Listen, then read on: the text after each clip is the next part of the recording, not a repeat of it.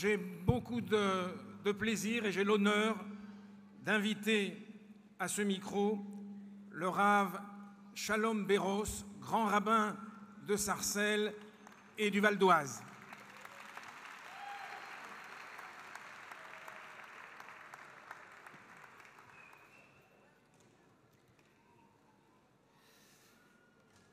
Shalom Aleichem, Birshut Arabanim. Tout à l'heure, les vrais lions, ils étaient là, c'était les enfants qui chantaient. Ce sont des vrais lions avec une énergie incroyable, avec une pureté formidable. Et c'est formidable en fin de compte de faire ce que je pense le Rabbi avait toujours souhaité, c'est de transformer la Touma en Tahara. Ici, les gens se réunissent pas forcément pour des choses... Ici, aujourd'hui, eh bien, c'est le vrai cirque. J'espère que je ne serai pas le clown de ce soir, mais en tous les cas, c'est un grand moment et je voulais vraiment vous remercier de m'avoir invité ce soir. Je remercie aussi le Rav Bitton, parce que souvent on pense que le mouvement Chabad, ce sont des gens extraordinaires, dévoués, tournés vers les autres et souvent vers les juifs les plus égarés. Mais en fin de compte, le Rav Bitton, il fait souvent des mifsaïm avec moi, puisque c'est grâce à lui que j'étudie le Rambam.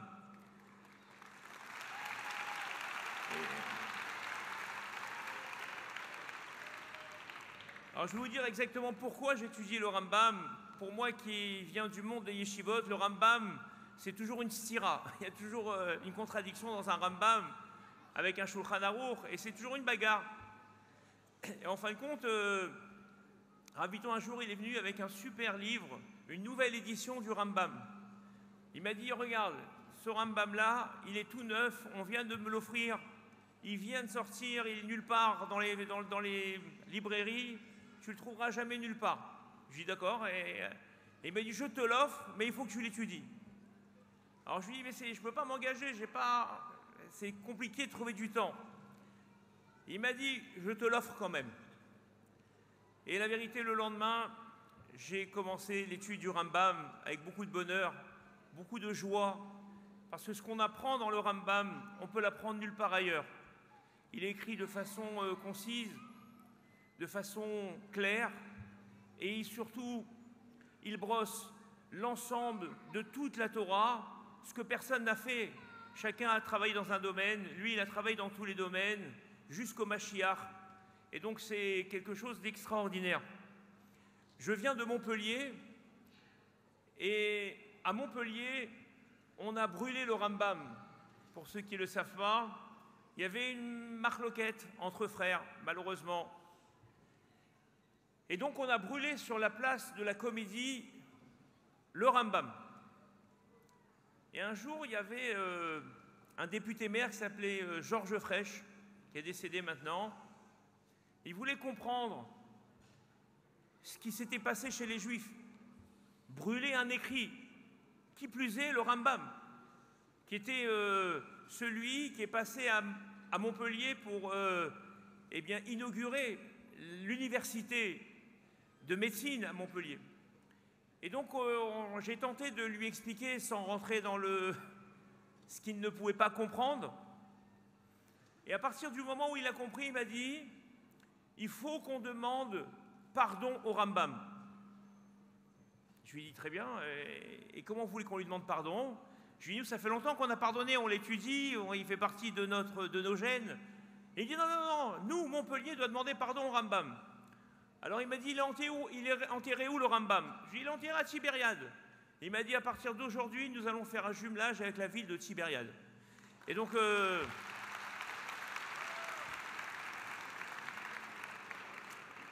Voilà, c'est comme ça qu'effectivement Montpellier est ville jumelée avec Tibériade. Les gens ne savent pas trop pourquoi. Montpellier, Tibériade, c'est souvent de hasard.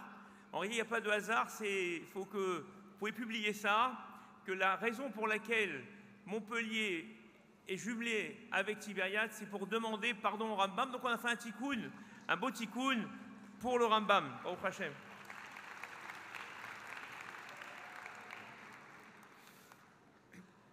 Alors si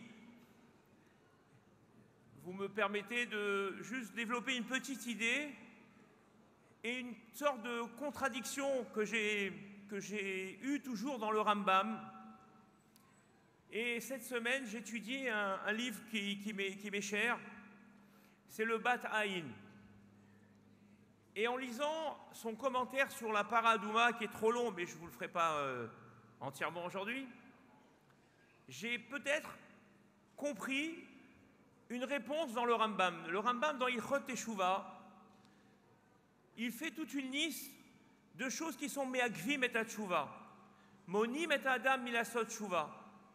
Et donc, il ramène toutes sortes de choses. Et il dit à la fin, ben, quand on pense à ça et quand on fait ça, celui qui faute sur le compte de la Teshuvah, sur le compte de Kippour, etc., il peut pas faire Teshuvah. Et on a l'impression que le Rambam, qui est toujours très optimiste, nous enferme dans une sorte d'impossibilité de pouvoir avancer et grandir. Il faut attendre la fin du chapitre pour que le Rambam nous dise « Mais sache que rien ne peut empêcher la Teshuvah. Rien.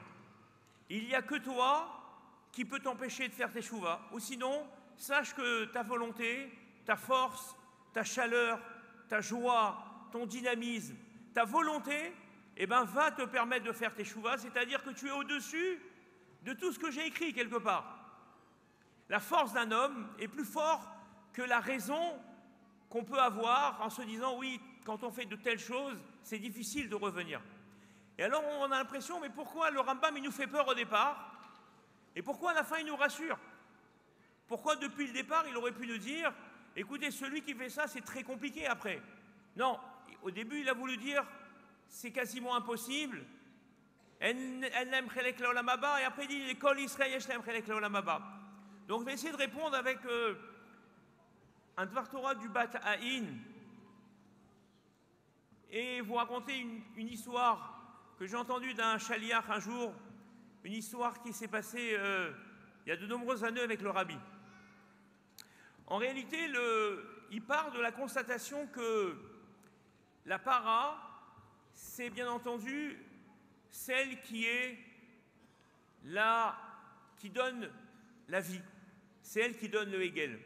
Et donc elle est Bereshit. Elle est le commencement de la création. Il y a la vache, ensuite il y a le veau. Et donc elle fait partie de ce qu'on appelle le Réchit. Bereshit bara Elokim et hashamayim ve'et haaretz. Et le Réchit, c'est quoi? C'est la Teshuvah. Puisque Dieu a créé la Teshuvah avant même d'avoir créé le monde.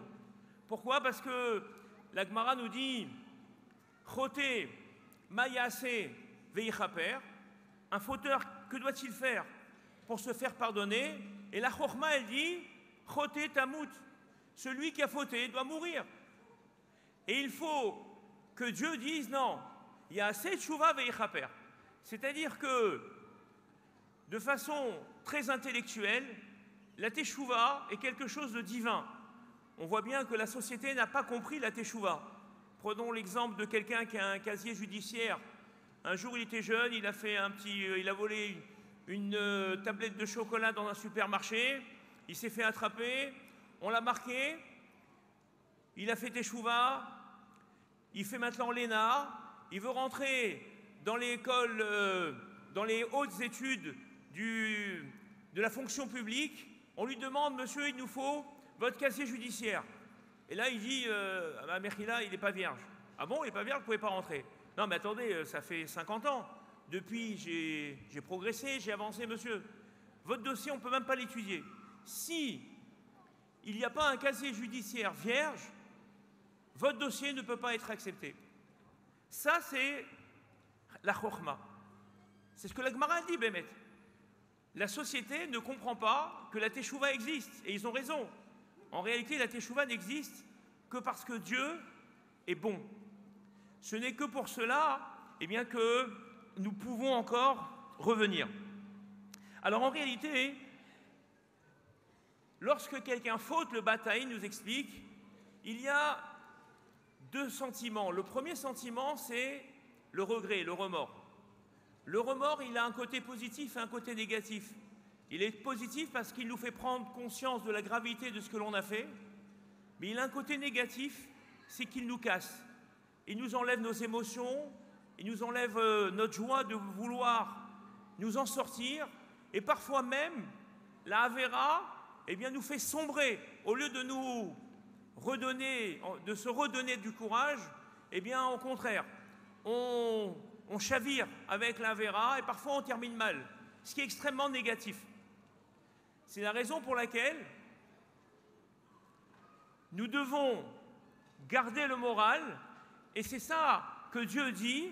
C'est vrai que la Chokhma dit que la Avera n'a pas d'issue, mais la Rahmanout, la pitié de Dieu, eh bien, nous permet de garder l'espoir et nous donne envie, eh bien, de nous dire, nous allons nous rattacher à Dieu. Dieu, nous avons fauté, c'est vrai, je regrette, maintenant je veux avancer, c'est du passé, c'est terminé, on doit avancer. Et en gardant ce dynamisme, en gardant cette énergie et cette joie, eh bien, on arrive justement à se dépasser et à faire une réelle teshuva. En fin de compte, cette notion-là, on la retrouve dans les téphilines. La Gemara nous dit que celui qui parle entre ben tfila et tefila, alors avera beyado. Il a une avera. Et le Bataï nous explique c'est quoi Sach ben tfila et tfila. Il dit tfila shel yad. C'est quoi tfila shel yad? C'est le tfiline de la main. Le tfiline de la main, il est keneged alev. Le lev, c'est quoi? C'est la hanava, mais c'est aussi lev nishbar. C'est ce qui se casse, c'est ce qu'on a parfois du mal, le chagrin qu'on a. Et les téphilines de la tête, c'est la hitraskout, c'est le renforcement. La tête, c'est elle qui prend le dessus sur les émotions. Elle dit non, tu ne dois pas sombrer, tu as fauté, c'est pas grave. Continue, avance, ça ira mieux demain, ça ira mieux même tout de suite. Dans une minute, ça ira mieux. Et donc, en fin de compte, celui qui parle, ça veut dire celui qui est sar, celui qui met une interruption entre la cassure, la brisure et la hitraskout, c'est-à-dire cette volonté de se renforcer, avera beyado. Il a une avera qui vient se mettre dans ses mains, tout simplement parce qu'il a cessé d'espérer.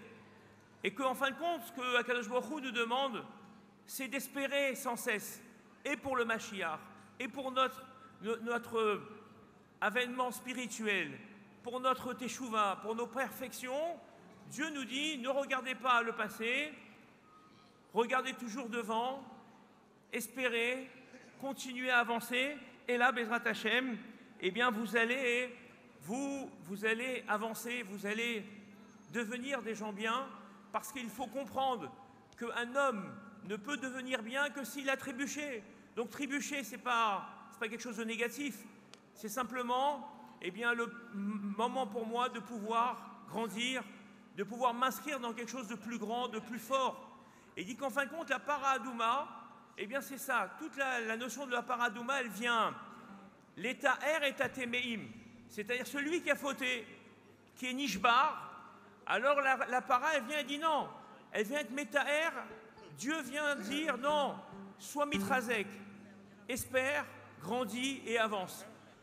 Par contre, elle peut être métamé les théorim, parce que si quelqu'un qui n'a pas été atteint par la Vera se dit, comme le Rambam le dit au départ, eh ben j'ai fauté, je vais fauter parce que de toute manière, je pourrais faire teshuva, là, c'est métamer les théorim. Ça veut dire qu'on utilise l'argument du fauteur, on l'utilise pour le tzaddik, ça va pas. Si j'ai pas fauté, je dois pas me dire ah merci je faute, c'est pas grave. Non, si je faute pas, alors je dois me renforcer pour ne pas fauter. Mais si j'ai fauté, je dois me renforcer, eh bien dans la Rahmanout de Akadosh Baruch Hu. C'est ça tout le sod de la paradouma. Il allonge longuement là-bas sur c'est quoi le chède de paradouma, pourquoi dans chaque génération on a la faute du Hegel, parce qu'il dit en fin de compte le Hegel c'est Harayot, c'est les Harayot, c'est Gezel et la Shonara, Hegel. Ouais. Et le tikkun de ça, c'est Avoda, Gmilut Chasadim et Limut Torah. Et donc, en fin de compte, ce qui veut nous prouver, c'est que face à chaque échec, il y a en face une possibilité de pouvoir rebondir, de pouvoir grandir et de pouvoir amplifier ce qu'on pensait mort, le faire revenir une vraie Triyat Hametim. Et peut-être que c'est ça ce que le Rambam il a voulu nous dire. Le Rambam, au départ, il parle pour celui qui n'a pas fauté. Il dit voilà, tu sais, si tu fais ça, sache que ça va être très compliqué pour toi. Mais une fois qu'on a fauté, alors le Rambam dit eh bien, t'inquiète, si tu as fait, alors tu fais partie d'une autre catégorie de personnes. Alors sache que la Teshuvah, vadaï qu'elle est accessible, et vadaï que HaKadosh Baruch Hu, il va l'agréer, il va l'accepter. Et c'est ça que chacun d'entre nous doit se dire en ce jour de ce sioum-là, de se dire qu'il n'y a pas de fatalité, que chacun d'entre nous peut devenir quelqu'un de gigantesque, quelqu'un d'extraordinaire, pas pour ce qu'il va avoir, mais pour ce qu'il est, parce que nous portons, eh bien chacun d'entre nous portons, eh bien la force et la chance, mais surtout la réussite. Et c'est ça qu'on doit essayer de réaliser. Juste pour terminer avec l'histoire, j'avais promis de raconter l'histoire du Rabbi. J'ai plusieurs histoires personnelles avec le Rabbi, mais une histoire que j'ai entendue, puisqu'il me reste 10 secondes. Un jour, un enfant est venu avec son père pour demander une bracha au Rabbi. Il avait une casquette de football. Et cet enfant était triste. Alors le Rabbi lui a dit « Pourquoi tu es triste ?» Il dit « Je suis triste parce que je suis fan d'une équipe de foot et mon équipe a perdu 7-0. » Il dit « Ah bon, 7-0 ? Ah oui, c'est une raclée ça, hein. 7-0, ça fait beaucoup. » Et il dit « Mais vous savez, Rabbi, peut-être qu'ils ont perdu plus. » Il dit « Ah bon, pourquoi ?» Il dit « Parce que je suis parti au milieu. » « Ah bon ? Mais pourquoi tu es parti au milieu ?» Il dit « Parce que c'était insupportable. Voir cette équipe perdre 7-0 et savoir qu'ils allaient encore prendre des buts, j'aurais pas pu supporter, je suis parti. » Alors le Rabbi lui a dit « Mais est-ce que les joueurs sont partis aussi? Est-ce que le match s'est terminé quand tu es parti ?» Il dit « Pas du tout. » Alors le Rabbi lui a dit « Mais pourquoi les joueurs ne sont pas partis à 7-0 ? Ils pouvaient récupérer. » Il dit « Non, c'est impossible. » Alors il lui a demandé « Pourquoi ils ne sont pas partis les joueurs ?» Alors l'enfant lui a répondu « Parce que les joueurs, en fin de compte, c'est leur métier. Ils doivent rester 90 minutes, ils doivent aller jusqu'au bout de la partie. » Alors le Rabbi lui a dit « Eh bien nous les Juifs, c'est la même chose. Nous ne sommes pas des spectateurs, nous sommes des joueurs et nous devons aller jusqu'au bout de la partie, jusqu'au bout de nos forces. »